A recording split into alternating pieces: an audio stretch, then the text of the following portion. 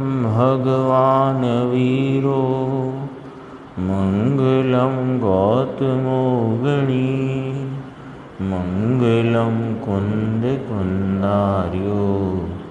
जैनधर्मोऽस्तु मङ्गलं सर्वमङ्गलमाङ्गल्यं सर्वकल्याणकारकं प्रधानं सर्वधर्माणां जैनं जयतु शासनं सहजानंद चैतन्य प्रकाशाय महीयसे नमो अनेकांत विश्रांत महिमने परमात्मने। आचार्य कुंद देव द्वारा रचित यह पंचास्तिका संग्रह नाम का ग्रंथ, इसकी 16 नंबर की गाथा है। इसमें द्रव्य के गुणों और पर्यायों की चर्चा है। तो इसमें दृष्टांत के रूप में जीव को लिया। तो जीव के गुण यानी चेतना और उपयोग, और पर्याय में सूत्रकर्ता आचार्य ने नर नारक आदि पर्याय को जीव की पर्याय दिखाया बताया। और टीकाकार आचार्य ने अघ्रु लघुत्व गुण के कारण होने वाली जो हानि वृद्धि से होती हुई गुणों की व्यक्तता के भाव, उनको शुद्ध पर्याय कहा। और शरीर आदि के संयोग से होती हुई ये नर नारक आदि पर्याय को अशुद्ध पर्याय कहा। तो अपनी बात चलती थी चेतना के संदर्भ में कि चेतना 2 प्रकार की है, शुद्ध ज्ञानानुभूति रूप चेतना और अशुद्ध कर्मानुभूति रूप और कार्यानुभूति रूप चेतना। उस संबंध में अपन यहाँ देखते हैं, पेज नंबर है 469 नीचे हिंदी में। यह तो कहे कि हिंसा झूठ चोरी छोड़ दो और अहिंसा सत्य अचौर्य अंगीकार करो। और यहाँ तो कहते हैं कि अहिंसा सत्य अचौर्य भी राग है, वह कार्य है, कर्म है। वह राग का कार्य है, वह आत्मा का कार्य नहीं। कल आ गया था ना कि राग का कार्य है, आत्मा का कार्य जानना देखना। यही तो गुण बताए, चेतना और उपयोग। तो कहा वह आत्मा का कार्य नहीं।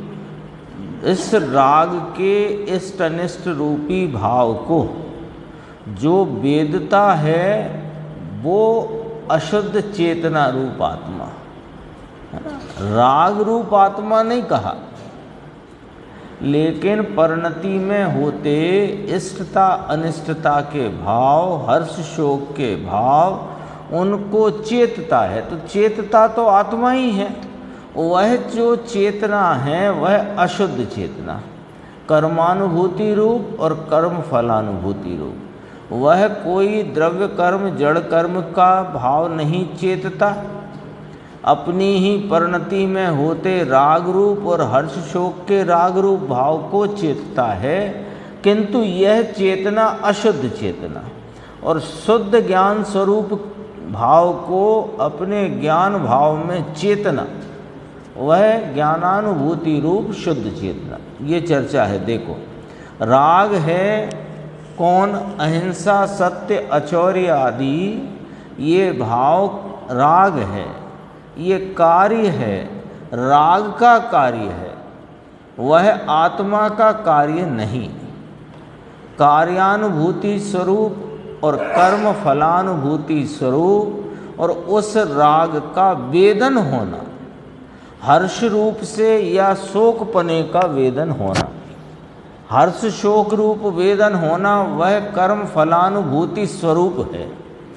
पहले कर्म चेतना कही कार्य में, राग आदि रूप कार्य, और दूसरे में कर्म फल चेतना कही।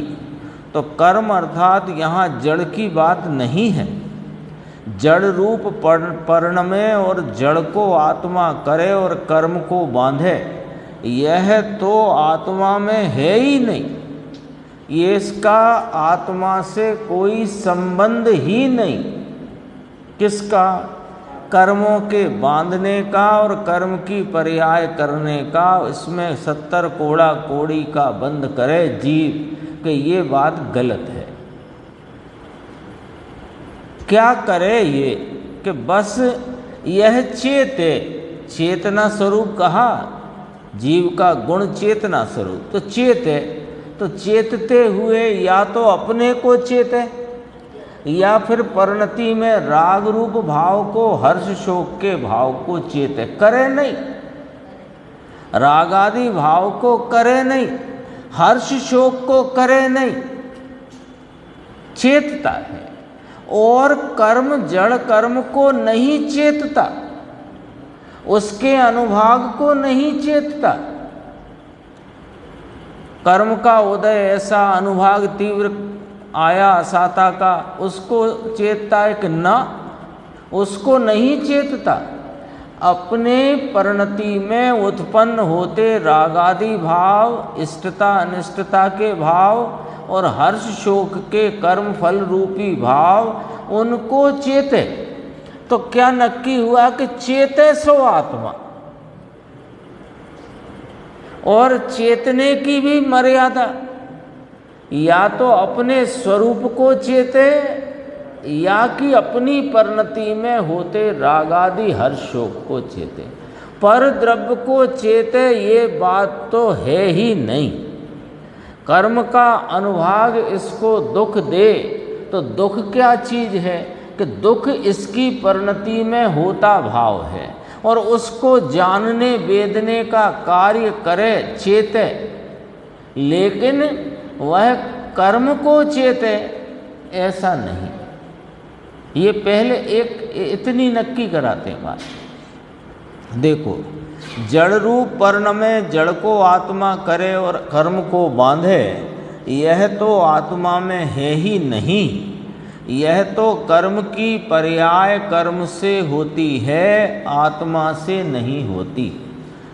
अज्ञान में राग रूपी कार्य का अनुभव करे या राग को कार्य रूप करे, राग को कार्य रूप करे यानी उसके हर्ष शोक का वेदन करे, इष्टता का अनिष्टता करे तो राग ही। इस रूप आत्मा अधर्म भी, यानी वो राग रूप पर्याय है, उसको चेतता है, कर्म चेतना, कर्म फल चेतना, ऐसे अधर्म कहा। हाँ, और यह अधर्म भी अपनी पर्याय में करता है, वह अधर्म कहीं बाहर नहीं होता। संसार दशा वह कहीं आत्मा की पर्याय से बाहर होती नहीं, वह दशा। समझ में आया? देखो थोड़ा इसको इस प्रकार यहाँ कहने का जो मंतव्य है वो ऐसा है कि यद्यपि कि राग को कर्म नहीं कराता न कर्म करता। एक बात ये तो रख दी, जो प्रमाण स्वरूप द्रव्य की पहले बात करी थी, उसमें रागादि विकारी पर्याय हो कि निर्विकारी पर्याय हो, अल्प पर्याय हो कि पूर्ण पर्याय हो, अपनी पर्याय को आत्मा स्वयं अपने उस समय के भाव रूपता से करता है और वह भाव विनष्ट होता है और अगला परिणाम उत्पन्न होता है। ये रखी बात। लेकिन अब जरा बात करी चेतना गुण से। तो चेतना गुण से करें तो राग को गुण नहीं कहा आचार्य भगवान ने, तो राग कौन करे? तो कहा राग को राग करे, कर्म करे ये भी ना कहा, और चेतना स्वरूप जीव करे ये भी ना कहा। राग को राग करे और राग को चेते, चेते सो अशुद्ध चेतना। ये वाला एंगल है यहाँ पर। राग को कर्म करे ये बात तो पहले ही नक्की करा दी, वो फाइल तो बता दी आपको पूरी खोल के। लेकिन अब ये जो परिणति में होता राग है, जिसे संसार कहते हैं, वो आत्मा की पर्याय में तो है, लेकिन आत्मा उसका नहीं करता, क्योंकि यहाँ आत्मा के गुण चेतना बताया है, राग नहीं बताया है। ये गुरुदेव क्यों कह रहे हैं यहाँ पर? अभी तो दो गाथा पहले आप कह रहे थे कि राग को करे तो ये अपने अपराध से स्वयं करे। अब आप कह रहे हो कि राग को राग करे। राग वास्तव में कल भी आया था, अपने षट कारक से पर कारकों से निरपेक्ष उत्पन्न होती दशा है। वो स्वभाव से होती नहीं और पर द्रव्य उसे कराता नहीं। तो कई जगह कहा कि अद्धर से होती है, कि हाँ अद्धर से होती है। अद्धर से कैसे होती है? कि दशा से दशा होती है, स्वभाव से नहीं, पर द्रव्य से नहीं। अद्धर का अर्थ इतना स्वभाव से। यहाँ तो स्वभाव चेतना, अभी उपयोग की बात आगे आएगी। अभी तो चेतना, चेतना में दो प्रकार, शुद्ध चेतना, अशुद्ध चेतना। ज्ञानानुभूति रूप शुद्ध चेतना और राग की अनुभूति और हर्ष शोक की अनुभूति रूप कर्म कार्यानुभूति रूप और कर्म फलानुभूति रूप चेतना, ये अशुद्ध चेतना। चेतना जीव के खाते में, पर राग जीव के खाते में नहीं रखा, ये यहां पर कही गई। आगे चलते हैं, देखो इसी, हाँ तत्व से देखो तो आश्रव तत्व है, जीव तत्व से न्यारा तत्व है। और कर्म ने कराया नहीं है, और चेतता तो आत्मा ही है। राग को राग चेत नहीं सकता, राग को राग करे, लेकिन राग को राग चेते नहीं, चेते आत्मा, क्योंकि चेतना आत्मा का गुण है। क्या गजब की बात है। यानी ऐसी दूध का दूध, पानी का पानी, ऐसी चर्चा है। हाँ, राग तत्व से तो अलग है ही, होता जीव की पर्याय में है, इससे इनकार न किया। हाँ, लेकिन जीव करे ऐसा वो तत्व नहीं। जीव करे तो चेतना करे, उपयोग, चेतना उपयोग दो लिए ना। हाँ इसी में, इसमें देखो संसार और मोक्ष, इसी में 4 लाइन आगे। संसार और मोक्ष वह कोई आत्मा की पर्याय छोड़कर पर में नहीं है, लेकिन वह पर्याय का वेदन स्वयं करे तो अपने स्वरूप का वेदन करे, सो शुद्ध चेतना, और स्वरूप को छोड़कर विभाव का वेदन करे, सो अशुद्ध चेतना। इतना बस। आगे अपन देखते हैं। अब उपयोग की बात आती, इसी पेज पर नीचे। अब उस पर्याय उपयोग की बात चलती है। देखो, कहा तो गुण है, पर ये पर्याय कैसे दिखाया है, पर्याय पर से समझाया है। उपयोग जीव का लक्षण कहा है ना, उपयोगो जीवो लक्षणम। तो उपयोग जीव का लक्षण का उपयोग परिणाम है, इसमें आया परिणाम है। उपयोग दूसरा बोले ना, जीव के गुण वे चेतना और उपयोग, ऐसा कहा। फिर उपयोग की परिभाषा क्या करी कि चैतन्य अनुविदायी परिणाम स्वरूप। आ गया परिणाम, नीचे 2 का अंक है फुटनोट के लिए, तो उस फुटनोट को पढ़ा गुरुदेव ने। चैतन्य अनुविधायी परिणाम अर्थात चैतन्य का अनुसरण करने वाला परिणाम वह उपयोग है। मिठास है ना, मिठास शक्कर में, तो मिठास है वो हमें, जो शक्कर का हमने सेवन किया, तो सेवन क्या किया, जानने में आई, तो उसमें जो मिठास का वेदन है वो दरअसल में मिठास की व्यक्तता का वेदन है। वो मिठास की व्यक्तता का वेदन है।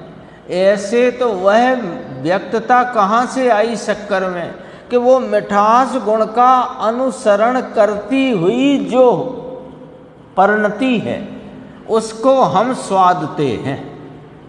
ऐसा ही है ना, दृष्टांत की बात है, वास्तव में तो उसको नहीं स्वादते, वहाँ रहे राग को स्वादते हैं, स्वादते नाम चेतते हैं, लेकिन दृष्टांत की बात है।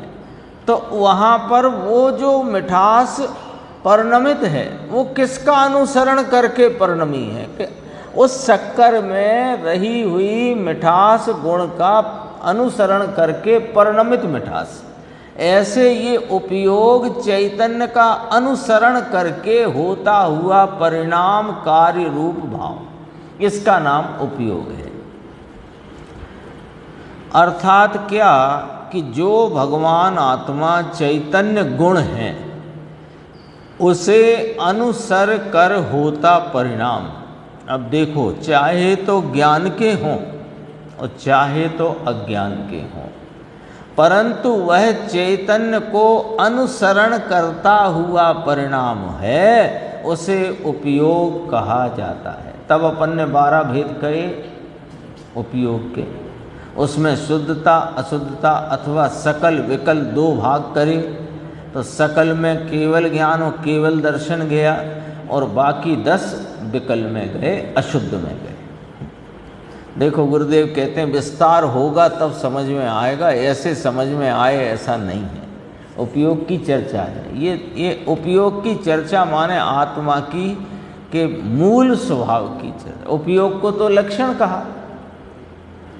471 पेज है, अगला ही पेज देखो फिर से हरि ने, यह आत्मा ज्ञान स्वरूप है, सो यह ज्ञान स्वरूप पर्ण में और उसमें स्थिर हो, वह शुद्ध चेतना रूपी धर्म की दशा कही जाती है।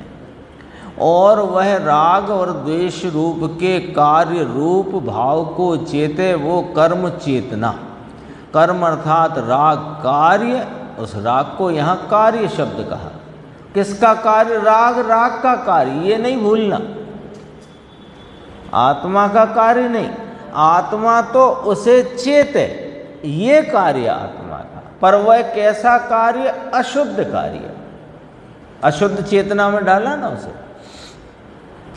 कर्म चेतना जड़ का यहाँ काम नहीं, कर्मानुभूति कहा या कर्म चेतना शब्द भी आता है, तो कर्म चेतना का अर्थ द्रव्य कर्म को चेतता है, ये नहीं कहा। ये कभी सोचना भी मत। शुभ राग अशुभ राग, उसमें आत्मा वेदन हो।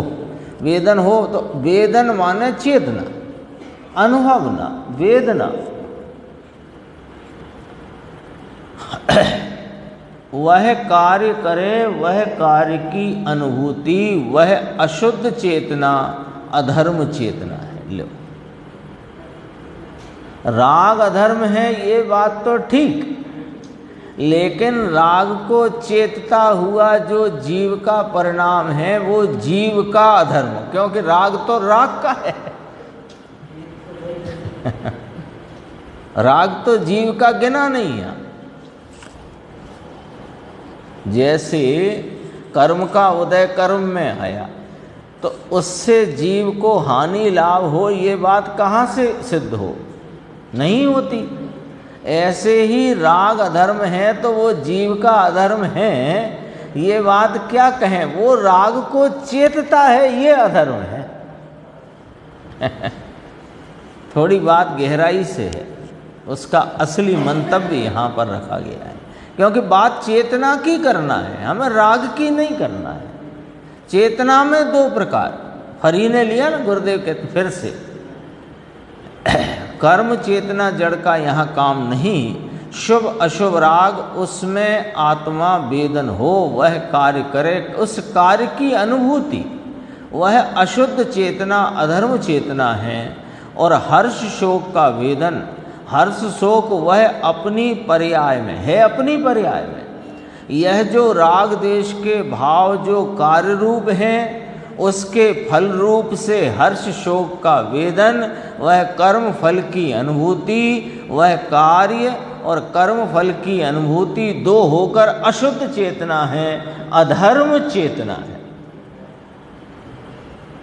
बोलो, बात जचती है कि नहीं? आज सुबह कोई भाई, नवरंग भाई को याद किया। वो नवरंग भाई स्वाध्याय में बैठते थे, तो जब उनको गुरुदेव की बात अच्छी लगे, जच जाए, तो कहते थे जमा। आया था आज सुबह बात जमा, तो गुरुदेव को याद आ गया कि जमा, अच्छा तो नवरंग भाई बैठे हैं। आपकी याद आई जमा शब्द से, जच। ये बात जचती है कि नहीं? अपनी बात ही। ऐसा तो नहीं लगता। देखो, एक थोड़ी सी अपन इसमें और विचार करें कि ये ज्ञान प्रधान शैली का जो द्रव्यानि योग का ग्रंथ है, इसमें प्रयोजन परक बात कितनी भरी हुई है। अध्यात्म में तो खुली खुली है ही, लेकिन इस ज्ञान प्रधान शैली के द्रव्यानि योग के ग्रंथ में प्रयोजन परक बात कितनी भरी हुई है। नहीं बोलो, यहाँ क्या क्या भेद ज्ञान में क्या कसर रह गई।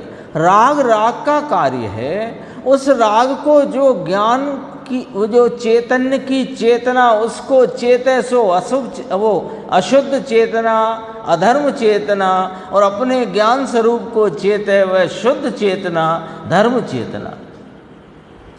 दो फाटे की बात है कि नहीं। और राग कहाँ गया कि राग होता अपनी पर्याय में है, पर राग राग का कार्य है, जीव का नहीं। बोलो हो गया कि नहीं भेद ज्ञान की बात। और क्या चाहिए। प्रयोजन परक नहीं है बात। हाँ, मिटे बिना रहेगा नहीं, उसको जाना ही पड़े पर्याय से।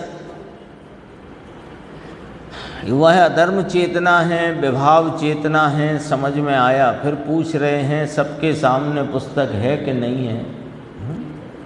अब कहते हैं यहाँ तो पहले इतना लेना है, ये तीन बातें हो गई। चैतन्य अनुविधायी परिणाम स्वरूप। अब यह चैतन्य अनुविधायी परिणाम में विशिष्टता क्या है कि चाहे तो आत्मा में केवल ज्ञान हो या कि केवल दर्शन हो, वह शुद्ध चेतना रूप अनुविधायी परिणाम है।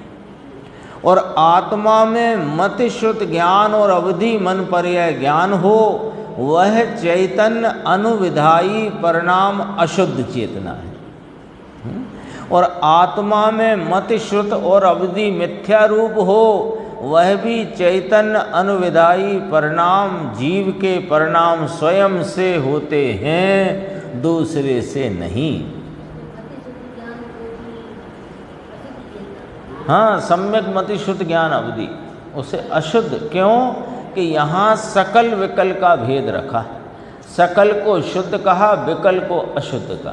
तो सकल ज्ञानोपयोग, सकल दर्शनोपयोग, केवल ज्ञान केवल दर्शन, वो 12 में से 2 रखे शुद्ध उपयोग या शुद्ध उपयोग चैतन्य का अनुविधायी।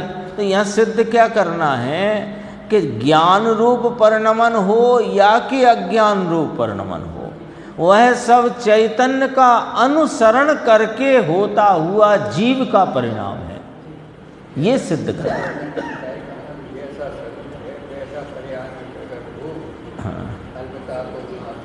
वो जो कुछ यहाँ तो उपयोग में मिथ्या ज्ञान वर्तता है, चलो है ना, मिथ्या ज्ञान वर्तता है जीव को अनादि से, तो वो मिथ्या ज्ञान भी चैतन्य का अनुसरण करके वर्तता है। वो कर्मों का अनुसरण करके नहीं वर्तता कि दर्शन मोहिनी का अनुसरण करके मिथ्या तो होता हो, ऐसा नहीं है। मिथ्यात्व भी तो मिथ्या ज्ञान में 3 प्रकार, कुमति, कुश्रुत, कुअवधि, और सम्यक ज्ञान के 4 प्रकार, मति शुद्ध ज्ञान, अवधि ज्ञान, मन पर्याय ज्ञान। ये चारों सम्यक में आएंगे और 3 वे, ठीक है। और 3 दर्शन लो, चक्षु दर्शन, अचक्षु दर्शन, अवधि दर्शन। ये हो गए 10। ये 10 जाएंगे विकल उपयोग। लेकिन है उपयोग कौन है? पहला पॉइंट, चैतन्य का अनुसरण करता हुआ जीव का परिणाम। तो समझना है भैया, राग जीव का परिणाम नहीं गिना और अज्ञान जीव का परिणाम, और दोनों जीव की पर्याय में है। लेकिन अज्ञान उपयोग की ही दशा है और राग का वेदन करती, हर शोक का वेदन करती चेतना वो जीव की ही दशा है। तो वो चेतना और उपयोग के अनुसार जीव का भाव है और राग वो चेतन रूप है ही नहीं, चेतना में न लिया उसको, तो इसलिए राग को जड़ कहने में कोई दोष नहीं पड़ता है, भले जीव की पर्याय में हो। कितने न्याय रखे आ जाते हैं सामने, बोलो।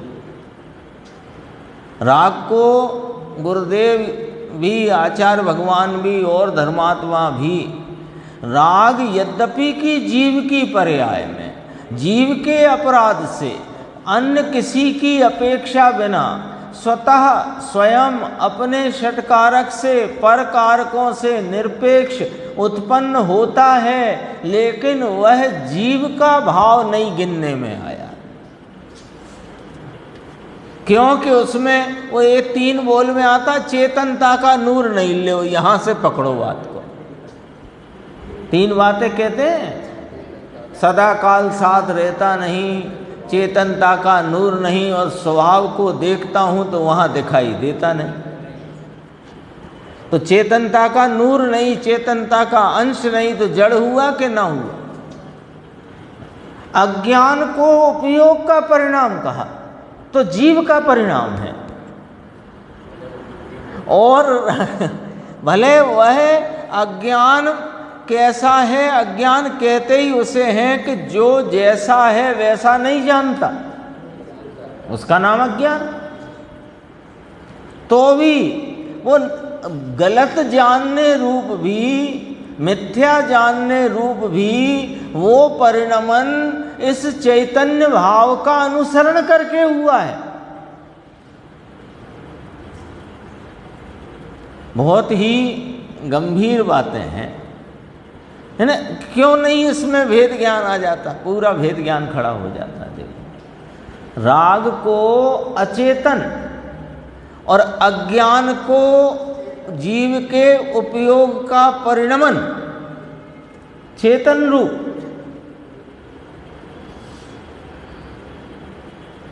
बहुत गजब की बातें हैं। वह चैतन्य अनुविदाई परिणाम अशुद्ध, ये यहाँ तक आ गया था नीचे। कोई कहे, अब और सुनो, अब यहाँ तक बात आ गई कि सम्यक मति शुद्ध ज्ञान, अवधि ज्ञान, मनपर्य ज्ञान, मिथ्या रूप मति ज्ञान, शुद्ध ज्ञान और अवधि ज्ञान। 7 हो गए। चक्षु दर्शन, अचक्षु दर्शन, अवधि दर्शन 10 हो गए। ये 10 उपयोग के भेद हैं। और केवल ज्ञान और केवल दर्शन, ये 2 भी उपयोग के भेद हैं। 12 भेद होते हैं कि नहीं? तो 12 भेद में 2 भेद तो गए, वह सकल शुद्ध उपयोग, है ना, उपयोग की शुद्धता में, और वे विकल में गए उसे अशुद्ध उपयोग का। ख्याल में आ गई बात? यहाँ वो चारित्रवाल के अनुसार परिणमता शुद्ध उपयोग वो नहीं लेना। यहाँ उपयोग के भेद में सकल को शुद्ध कहा, विकल को अशुद्ध कहा।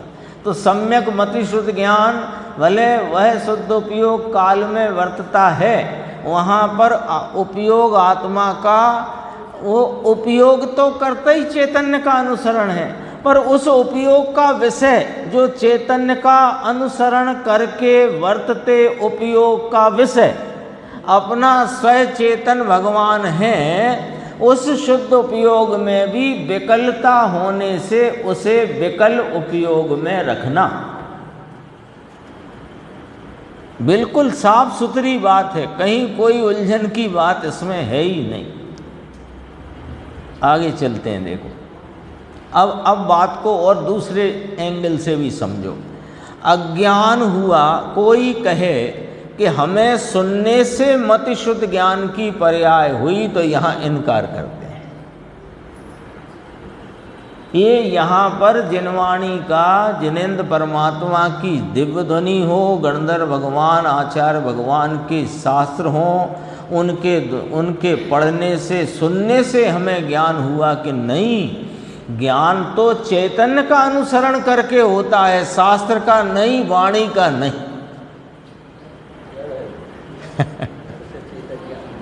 देखो, सब चीजें सही सही खाते में रखो। मालिक होता है तो मुनीम को मान लो 20-50 रुपये चाय में खर्च करना हो, चाय पानी नाश्ते में, तो सेठ कहता है कि उसको उसी खाते में लिखो और खर्च करो, मनाही नहीं है, लेकिन तुम उसमें जालसाजी करके 50 रुपये मत निकालो, यानी इधर का खर्चा उधर करके मत निकालो।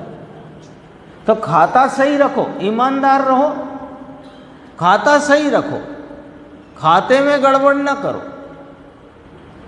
जो जहाँ का है, जिस प्रकार है, जैसा है वैसा स्वीकार करो, और वैसा स्वीकार करके भेद ज्ञान नहीं हो, ऐसा सर्वज्ञ की कथनी में इतनी कमजोरी नहीं है।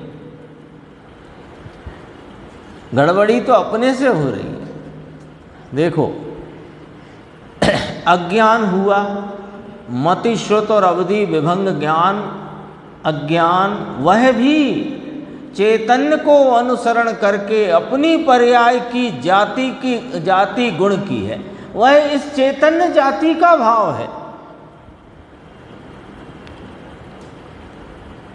सारी कर्म सिद्धांत की जितनी अपन ने यहाँ पर भ्रमणा पाल ली है, वहाँ तो निमित्त से कथन करा, निमित्त का ज्ञान कराया, पर हमने उस व्यवहार को परमार्थ मानकर हमने उसको ही सत्य मान लिया। हमें लगता है कि ज्ञानावरणी के कारण ऐसा और दर्शनावरणी से ऐसा और मोहिनी से ऐसा, तो कहा वो तुम्हारा अज्ञान वो ज्ञानावरणी, दर्शनावरणी अथवा मोहिनी के अनुसरण से उत्पन्न नहीं हो रहा, वो अज्ञान ज्ञान रूप भाव है और वह इस चैतन्य के अनुविधायी परिणाम है।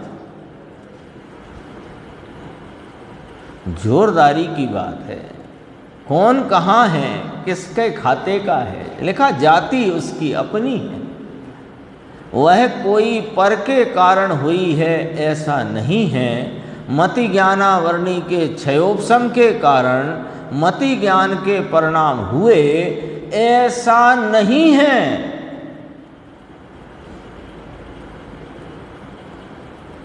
सब भूलना पड़ेगा, या उसे भी याद रखना हो तो वह व्यवहार का कथन है, निमित्त का ज्ञान कराने वाला कथन है। वहाँ निमित्त रूप जानना उससे होता है, ऐसा स्वप्न में भी न मानना।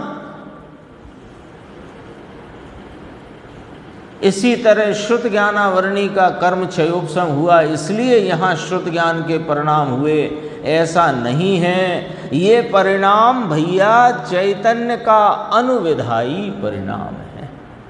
विधायी शब्द आया ना, विधायी शब्द है रचने वाला। विधाता कहते हैं ना, विधाता, विधाता माने रचने वाला, विधायी माने उससे रचा हुआ, उससे रचा हुआ, चैतन्य से रचा हुआ परिणाम है। भले वो कुमति कुश्रुत और कु अवधि हो, या सम्यक मति श्रुत अवधि हो कि मन पर्याय ज्ञान, कि चक्षु दर्शन अचक्षु दर्शन के अवधि दर्शन हो।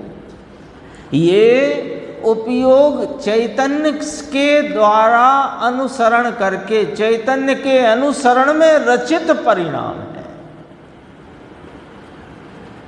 कहो समझ में आया? कितनी एकदम स्पष्ट बात है। और सुनो, अब एक और एंगल इसी में उपयोग की व्याख्या में, यह 5 इंद्रियों को अनुसरण करके ज्ञान का बोध सच्चा होता है, यह बात सत्य नहीं है। पहली व्याख्या में क्या कहा? एक लाइन आई, चैतन्य का अनुविधायी परिणाम वह उपयोग है, ठीक है। उसमें ये पहली बात ये आई कि वो ज्ञान रूप हो, अज्ञान रूप हो, सकल हो, विकल हो, जो कुछ भी है वह चैतन्य का अनुसरण करके उत्पन्न होता परिणाम है। आई बात? तो इस बात में क्या निषेध आ गया कि ज्ञानावरणी के क्षयोपशम के से या दर्शनावरणी के क्षयोपशम से यहाँ ज्ञान का, दर्शन का परिणाम उत्पन्न होता है, यह बात सत्य नहीं है। अब दूसरी तरफ से एक निमित्त की बात खत्म करी। कौन सा निमित्त? ज्ञानावरणी दर्शनावरणी रूप कर्म का निमित्त, उसकी बात खत्म करी। अब जो मूर्त पदार्थों को जानता हुआ जो ज्ञान, उसमें 5 इंद्रियों के निमित्त पड़ते हैं अवलंबन रूप, तो उससे भी जाना जाता है ऐसा नहीं, क्योंकि इनका अनुसरण करके ज्ञान नहीं उत्पन्न होता। ज्ञान चैतन्य का अनुविधायी परिणाम है, भले रूपी पदार्थ को जानने संबंधी क्यों ना हो। तब कहा इंद्रिय ज्ञान ज्ञान नहीं है।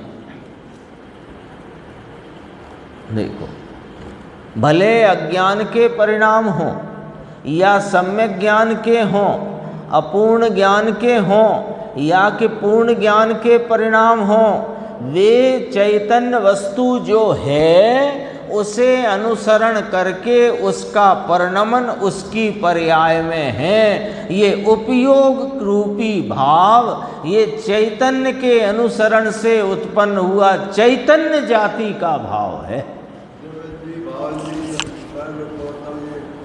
हाँ, भाव इंद्रिय रूप जो परिणमन है वो चैतन्य का अनुसरण करके होता है। उसे भाव इंद्रिय नाम इंद्रिय की तरफ से दिया, इसलिए इंद्रिय कहा। अब जरा विवक्षा यहाँ इस प्रकार है, भाव इंद्रिय रूप जो ज्ञान की खिलावट है उसे इंद्रिय की तरफ से मत देखो। वह ज्ञान का अपना उस समय का स्वतंत्र परिणाम है। वो परिणाम इस चैतन्य तत्व का अनुसरण करके उत्पन्न हुआ है, चैतन्य की जाति का है।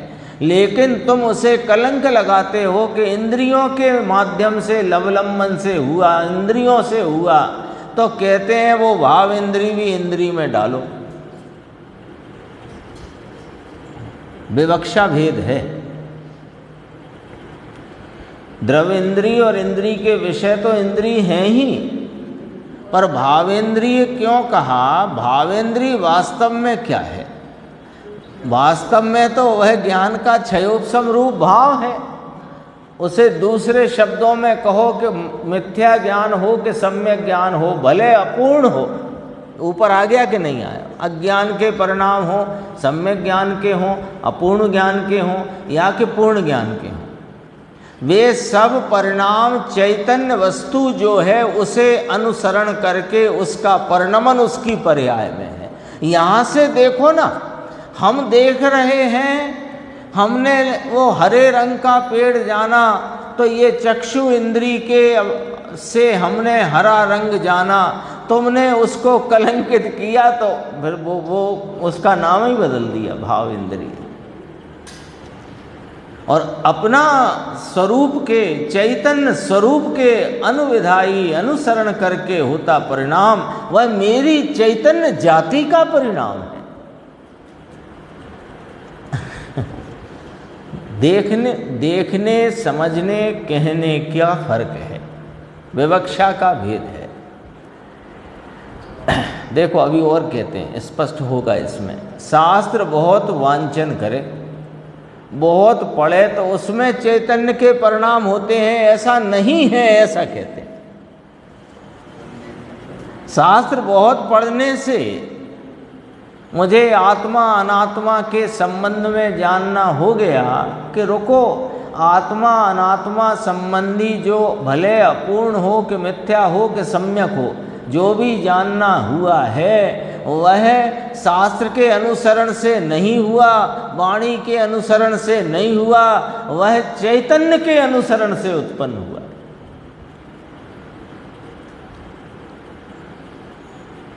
ये तो सच्चाई ये है कि ये ग्रंथ अपन ने शुरू किया है तो जो कुछ अपनी समझ ऐसी हो तो बहुत बहुत अभिनंदन है। और इस प्रकार की समझ में और अपनी समझ में फर्क हो तो मिटा देना। कहाँ से कि भले जड़ से मिटाना पड़े, यानी आमूल चूल परिवर्तन करना पड़े तो करना, अपने विचारधारा में, अपने व्यवस्थित ज्ञान में, तब तो जाकर के वह अपना जो सुख प्राप्ति का और कल्याण मार्ग की प्राप्ति का प्रयोजन है तब तो सिद्ध होगा, अन्यथा कैसे होगा। हो गलत यदि जानकारी हो अपनी तो वो तो अब मालूम पड़ जाएगी ना अपने को। जहाँ गलत है उसे गलत मानकर वहीं से मिटाना, डिलीट करने में देर मत करना, क्योंकि डिलीट नहीं कर पाओगे तो भ्रांति बनी रहेगी और भ्रांति ही वास्तविक इस संसार परिभ्रमण का कारण है। कितनी गजब बात है। अभी और स्पष्ट कर देते। ये शास्त्र बहुत वांछन करे पड़े तो उसमें चैतन्य के परिणाम होते हैं, ऐसा नहीं। हम 5 घंटे स्वाध्याय करते हैं, हम 6 घंटे करते हैं, हम 8 घंटे करते हैं, हम रात को करते हैं, हम सुबह से करते हैं, तो उससे होता ही नहीं है भाई साहब। जानना काहे से होता है कि वो तो चैतन्य का अनुसरण करके, चैतन्य अनुविदाई, चैतन्य के अनुसरण से रचित, शास्त्र से रचित नहीं, इंद्रियों से रचित नहीं। तीनों आ गए, इंद्रियों के विषय ले लिए, इंद्री भी ले ली और निमित्त में ज्ञानावरणी दर्शनावरणी भी ले लिए। 3 तो निमित्त कहे जाते हैं जानन पने के पर्याय के कार्यक्रम में।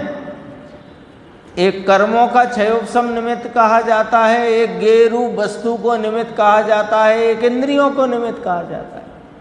और बताओ चौथा कौन हो, तो उसका भी यहाँ अपन फाइनल ऑपरेशन कर लें। 3 ही निमित्त कहे जाते हैं। तीनों की बात आ गई, विषय की भी आ गई, इंद्रियों की भी आ गई और निमित्त में होते ज्ञानावरणी के क्षयोपशम आदि भावों को जो भी निमित्त कहा जाता है उसकी भी बात आ गई। हाँ, ये निर्णय करने के लिए चाहिए। स्वाध्याय के लिए स्वाध्याय करे तो कोई फायदे की नहीं। गुरुदेव के आज्ञा के अनुसरण में 4 घंटे 6 घंटे स्वाध्याय करे स्वाध्याय के लिए, तो किसी काम की नहीं। उनने तो निर्णय करने के लिए कही कि 4-6 घंटे करो, तो निर्णय करना, अल्टीमेट गोल निर्णय करना। बच्चे को आईआईटी का एग्ज़ाम क्लियर करना है, उसमें अच्छी रैंक लाना है, तो घर में माता पिता, उसके जो अध्यापक हैं, साथी हैं, वे कहेंगे भाई बहुत मेहनत है, 4-6 घंटे 8 घंटे लगातार एक सिटिंग में पढ़ाई करो। तो वो 8-8 घंटे सिटिंग तो करे और आईआईटी का एग्ज़ाम क्लियर करे नहीं।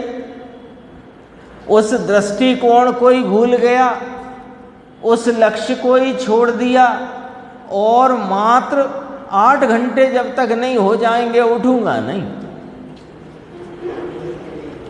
नतीजा क्या निकलने वाला है बहुत स्पष्ट है सब बात। गुरुदेव की बात में कहीं भी अस्पष्टता रह जाए, कहीं कुछ छुपा रह जाए, ऐसा होता ही नहीं है। आज सुबह तो 30 मिनट में कितना बोला है। द्रव्य पर्याय की भिन्नता बता दी, निश्चय न व्यवहार न और प्रमाण पूजनीय है क्यों नहीं वो भी बता दिया। स्वपर प्रकाशक की बात भी बता दी और इसके अगले प्रवचन में 17-18 गाथा भी बता देंगे और अलिंगरण के बोल भी बता देंगे। इसलिए आज वाला अपन प्रवचन कल दोबारा भी सुनेंगे, है ही दोबारा सुनने लायक। बहुत गजब का, कई एक लाइन पढ़ो तो ऐसा लगता है कि क्या छोड़ दिया, बोलो सब तो कह दिया। अब देखो, उस उपयोग के 12 भेद, 5 ज्ञान, 3 अज्ञान, 4 दर्शन हो गए। 5, 3, 8 और 4 12, ये 12 उपयोग हैं। 12 ही उपयोग चैतन्य को अनुसरण करके होते हैं।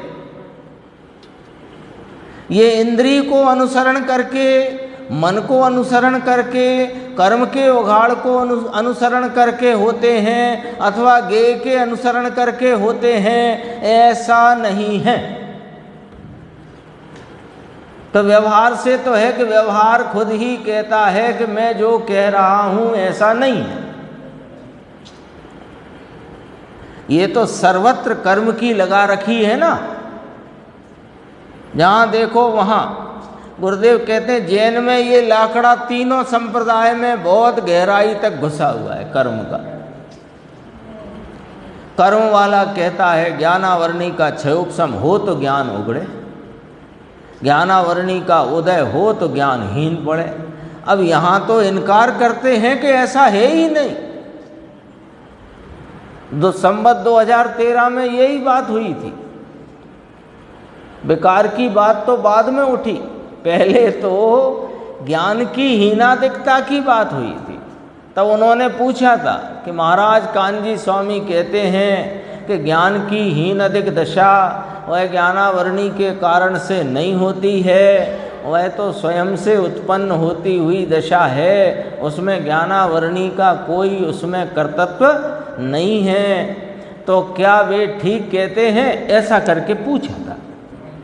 कौन ने पूछा था? हाँ, मुख्तार, रतन चंद जी मुख्तार, शायद हो सकता नाम दूसरा हो, कह नहीं सकते है ना, अभी याद में नहीं आ रहा है। पर उनने जवाब क्या दिया? ठीक है, क्या ठीक है, आप ही समझो कि ठीक है कि नहीं।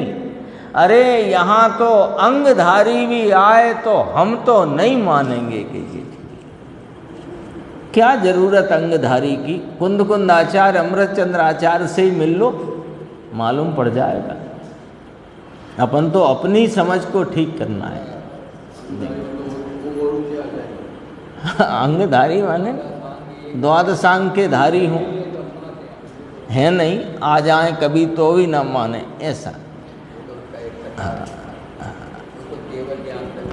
हाँ, लेकिन कहना ये है कि भैया कौन की मान्यता क्या है उससे हमें कोई लेना देना नहीं है ना। क्यों कि वह जो भूल है वो एक समय की पर्याय में बरतती भूल है।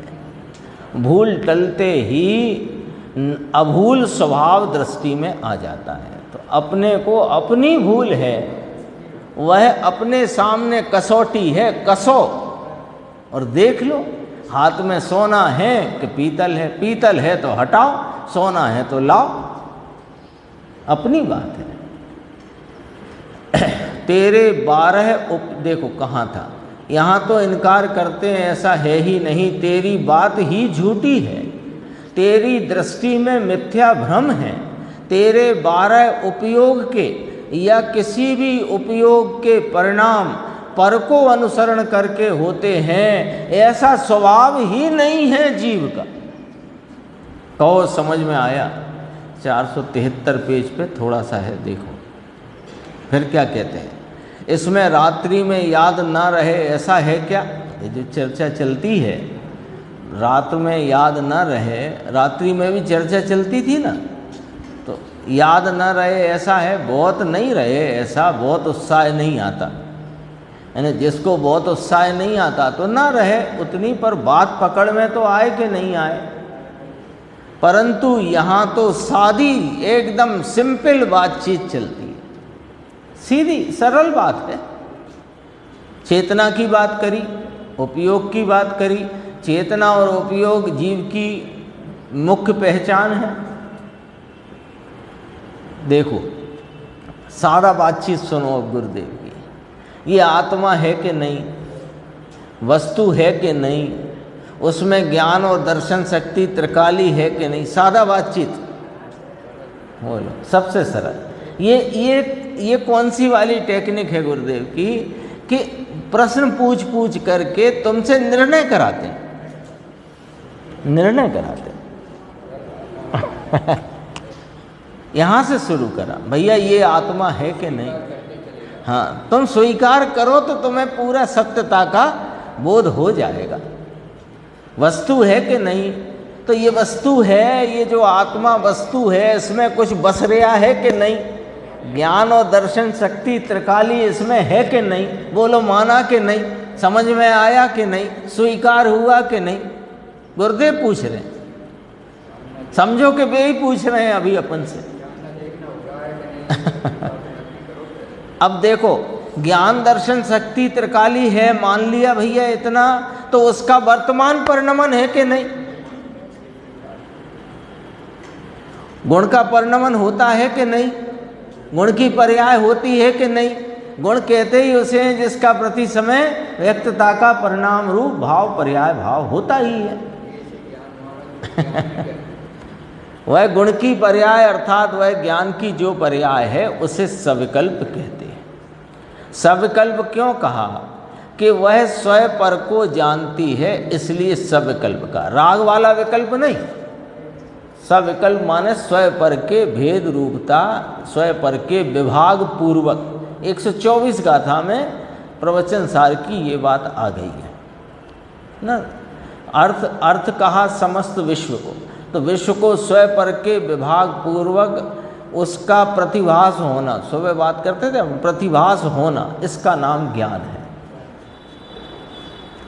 तो वह गुण की पर्याय अर्थात वह जो ज्ञान की पर्याय है उसे सविकल्प कहते हैं। सविकल्प क्यों कहा? कि स्वयं पर को जानती है इसलिए सविकल्प है। राग है इसलिए सविकल्प, ऐसा नहीं लेना भाई साहब, ऐसा। और जो दर्शन है उसका परिणमन हो चक्षु अचक्षु अवधि दर्शन रूप, वह निर्विकल्प है। निर्विकल्प अर्थात अपनी अस्तित्वता धराता है, परंतु वह नहीं जानता अपने को और नहीं जानता पर को। सामान्य अवलोकन, वो पर का विशेष नहीं जानता, ये चेतन है, ये पुद्गल है, ये राग है, ये चेतना, ऐसा भी नहीं जानता। बस वो सत्ता मात्र को, अब इसमें भी अपन जितना कहते हैं उतना भी ज़्यादा कह देते हैं, कहना पड़ता है ना, है मात्र इतना, इतना भी कहना पड़ा, लेकिन बस वह तो निराकार भाव रूप से अवलोकन मात्र भाव है। इसमें भी विकल्प खड़ा हो जाता है, तो है कि आगे सामने नहीं है भी आ जाता है, इतना भेद नहीं पड़ता है दर्शन के परिणाम में। परंतु वह नहीं जानता अपने को, नहीं जानता पर को, इस अपेक्षा से 4 उपयोग को निर्विकल्प कहा। 12 कहे थे, 5 ज्ञान के, 3 अज्ञान के और 4 दर्शन के, ऐसे कहे थे। तो वे 4 जो दर्शनों उपयोग हैं वे निर्विकल्प उपयोग हैं, और जो 8 हैं वे सविकल्प उपयोग हैं। 8 में और इन 4 में केवल दर्शन को और केवल ज्ञान को अलग करो तो वे सकल उपयोग हैं, और उसमें से 8 में से रहे 7 और इन 4 में से रहे 3 दर्शन उपयोग के, वे विकल उपयोग हैं। हो गया सरल, सादी बात है। अभी यहाँ बात नहीं है, यह अभी यहाँ बात नहीं है। ये क्या कहा? राग रहित है इसलिए निर्विकल्प, ये वाली बात यहाँ मत लेना। हाँ, जैसे राग सहित सविकल्प ऐसा नहीं लेना, राग रहित निर्विकल्प वो वाली बात नहीं है। यहाँ निर्विकल्प का अर्थ है निराकार सामान्य अवलोकन, और साकार रूप विशेष जानना, वह ज्ञान का उपयोग है। कठिन बात भाई, और भी चर्चा अपन आगे की स्वाध्याय में लेंगे।